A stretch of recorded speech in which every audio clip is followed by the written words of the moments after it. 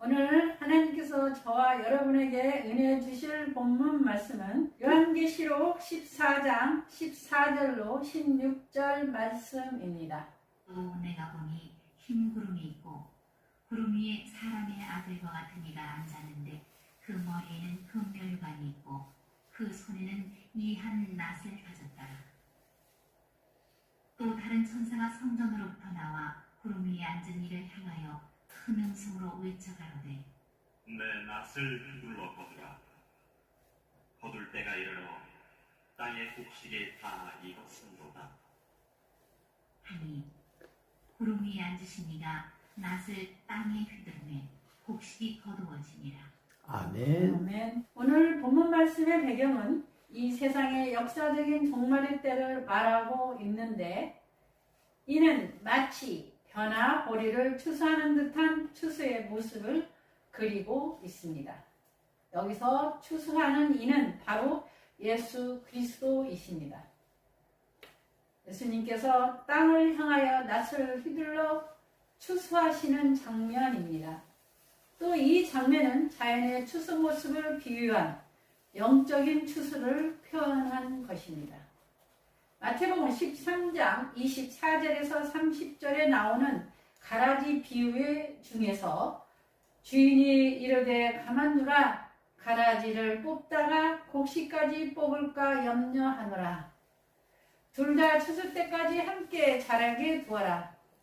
추수 때에 내가 추수꾼들에게 말하기를 가라지는 먼저 거두어 불사르게 단으로 묶고 곡식은 모아 내 곡간에 넣으라 하니라. 이 비유의 말씀은 실제 역사 속에서는 어떻게 이루어지는지를 예수님께서 미리 가르쳐 주셨습니다.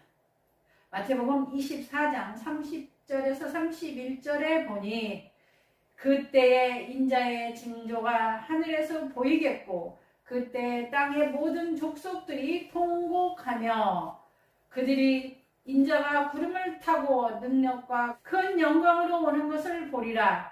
그가 큰 나팔 소리와 함께 천사들을 보내리니 그들이 그의 택하신 자들을 하늘 이 끝에서 저 끝까지 사방에 모으리라고 하였는데, 이 말씀은 예수님께서 재림하실 때 마지막 추수의 모습입니다. 그래서 우리는 이 가을에 반드시 두 가지를 해야 합니다. 첫 번째, 가을에는 결실을 해야 합니다. 가을 하면 가장 먼저 떠오르는 것이 열매와 결실입니다. 농부가 한 해 동안 온갖 환경과 온갖 어려움을 무릅쓰고 일한 결실이 열매로 나타납니다. 누가복음 13장 6절에서 7절에 보면 이에 비유로 말씀하시되 한 사람이 포도원에 무화과 나무를 심은 것이 있더니 와서 그 열매를 구하였으나 얻지 못한지라. 포도원 지기에게 이르되 내가 3년을 와서 이 무화과 나무에서 열매를 구하되 얻지 못하니 찍어버리라. 어찌 땅만 버리게 하겠느냐라고 하였습니다. 이 비유의 말씀은 예수님께서 우리 인생들을 비유하신 것입니다. 그래서 우리 인생도 가을에는 결실을 해야 합니다. 예수님께서 가르치실 때 어떤 율법 교사가 예수님을 시험하여 선생님, 우리가 무엇을 하여야 영생을 얻으리까? 물었습니다. 예수님께서는 그 사람에게 율법에서는 어떻게 가르치느냐고 물으셨습니다. 그 사람은 내 마음을 다하며 목숨을 다하며 힘을 다하며 뜻을 다하여 주 너의 하나님을 사랑하고 또한 내 이웃을 내 자신같이 사랑하라고 했습니다. 라고 대답했습니다. 예수님은 내 대답이 옳도다. 이를 행하라. 그러면 내가 살리라 하셨습니다. 이 말씀은 오늘 우리에게도 동일하게 요구하시는 하나님의 뜻입니다. 성도 여러분, 우리는 언제 어떤 자리에서 내 인생의 가을을 맞이할지 모릅니다. 그러므로 지금 아직 기회가 있을 때 우리는 자신의 영원한 생명과 나라를 위하여 열매를 맺는 생활을 해야 합니다. 두 번째로, 가을에는 앞으로 닥쳐올 혹한의 계절을 준비해야 합니다. 가을은 분명히 사람들의 마음까지도 넉넉하게 하는 풍요의 계절입니다. 그러나 가을의 뒤에는 혹한의 계절이 다가오고 있다는 것을 잊어서는 안 됩니다. 자연의 계절은 순환의 것이어서 혹한의 겨울이 지나면 새 봄이 오지만 인생의 가을이 지나고 찾아오는 겨울은 인생의 밤이며 하나님의 심판의 때입니다. 성도 여러분, 자연의 계절은 정한 때가 있어서 시기를 알지만 인생의 가을과 계절은 예측할 수가 없습니다. 히브리서 기자는 말합니다. 한 번 죽는 것은 사람에게 정해진 것이요 그 후에는 심판이 있으리니. 히브리서 9장 27절 말씀입니다. 그리고 오늘 본문 말씀 요한계시록 14장 14절이 인생의 혹한 길을 준비하시는 주님의 모습입니다. 예수 그리스도께서 세상에 오신 것은 죄로 죽은 인생을 살려주시려고 오셨습니다. 하지만 다시 오시는 날, 즉 하나님의 심판이 시행되는 날에는 구원의 주가 아니라 심판의 주로 오십니다. 우리 모든 인생은 하나님 앞에 자신이 행한 모든 일을 있는 그대로 고백하게 됩니다. 이것이 인생의 겨울입니다. 세상에서도 겨울이 다가오면 겨울에 먹을 음식을 준비하고 옷을 준비하고 난방을 준비하고 겨울 용품 등을 준비합니다. 마찬가지로 지금은 풍요를 누리는 가을이라고 할지라도 인생의 계절을 위하여 우리는 준비해야 합니다. 우리가 잘 알듯이 한번 지나간 인생은 다시 오지도 않고 뒤로 돌릴 수도 없습니다.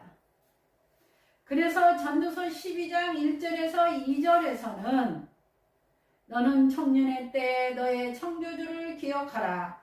곧 공고한 날이 이르기 전에 나는 아무 낙이 없다고 할 해들이 가깝기 전에 해와 달과 별들이 어둡기 전에 이 뒤에 구름이 다시 일어나기 전에 그리하리라. 이 뒤에 구름이 다시 일어나기 전에 그리하라고 하십니다. 이는 아직 기회가 있을 때 하나님 만나기를 준비하라는 뜻입니다. 미국의 인디언 중에는 독특한 인생 교육을 하는 부족이 있습니다. 자신의 딸이 성숙하여 결혼 정년기가 되면 옥수수 밭으로 데리고 갑니다. 딸에게 넓은 옥수수 밭 중에 한 고랑을 선택하도록 합니다.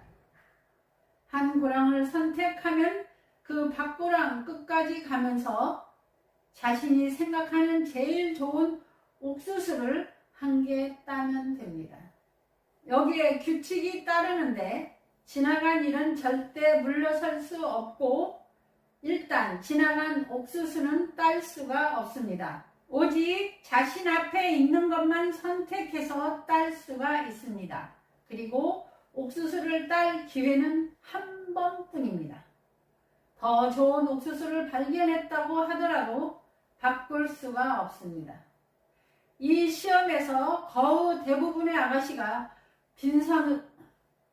빈손으로 끝까지 오거나 망설이다가 마지막에 와서 딴 것이 볼품 없는 것입니다.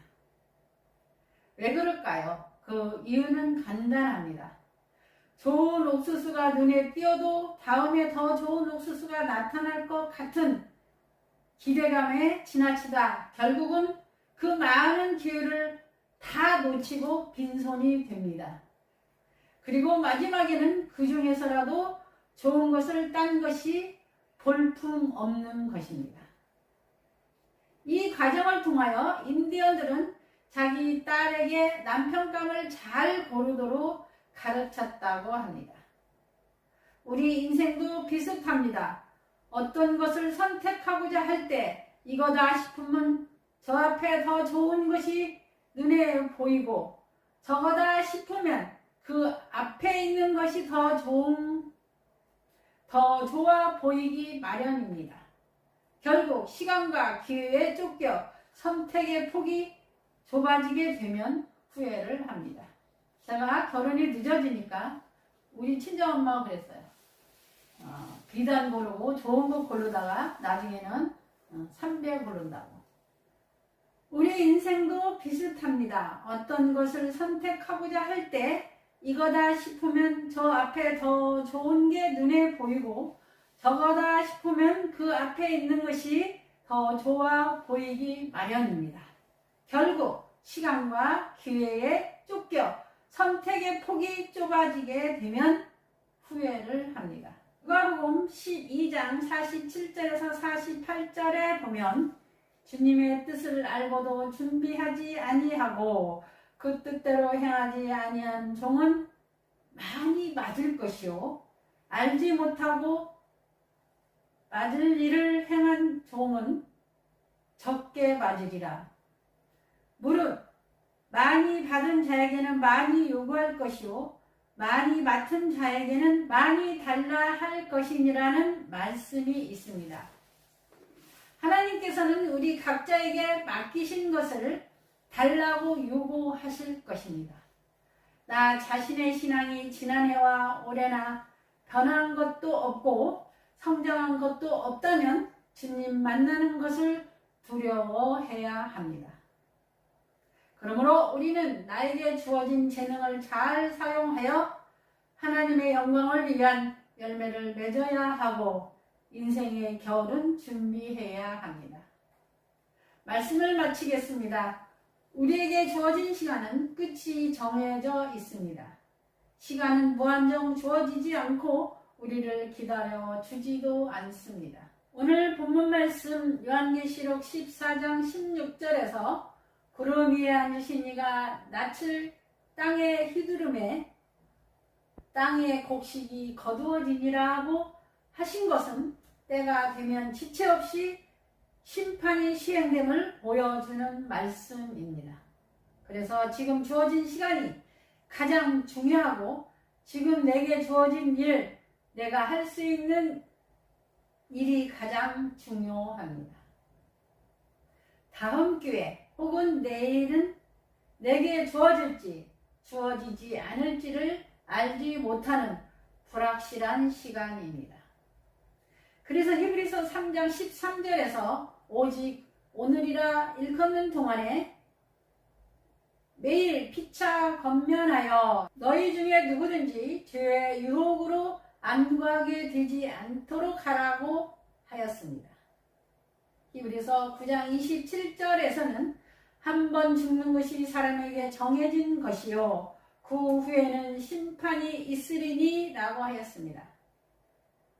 이제 이 심판이 그리 멀지 않았습니다. 인생의 밤이나 혹한의 겨울이 언제 닥칠지 모릅니다. 아직 기회가 있을 때 영원한 생명을 위하여 열매를 맺고 하나님을 만날 준비합시다. 사랑하는 소망교회 온 성도 여러분, 나는 여러분 모두가 언제라도 주님 앞에 부끄럽지 않게 설 수 있는 삶을 살아가시기를 주님의 이름으로 축복합니다. 아멘. 아멘. 기도하겠습니다. 하나님, 저희들로 하여금 가을에 결실하게 해주시고 혹한의 계절을 준비하게 해주심을 감사합니다. 하나님, 저희들이 우리의 인생의 가을을 준비하기를 원합니다. 우리가 죽을 각오를 하고 주님을 따를 때 하나님께서 꼭 필요한 믿음으로 인도해 주시고 축복해 주시옵소서. 하나님께서 주시는 승리의 삶을 살아가 승리하는 소망께 온 성도들이 되게 해 주시옵소서. 우리 주님 예수 그리스도의 이름으로 간절히 기도하옵나이다. 아멘. 아멘.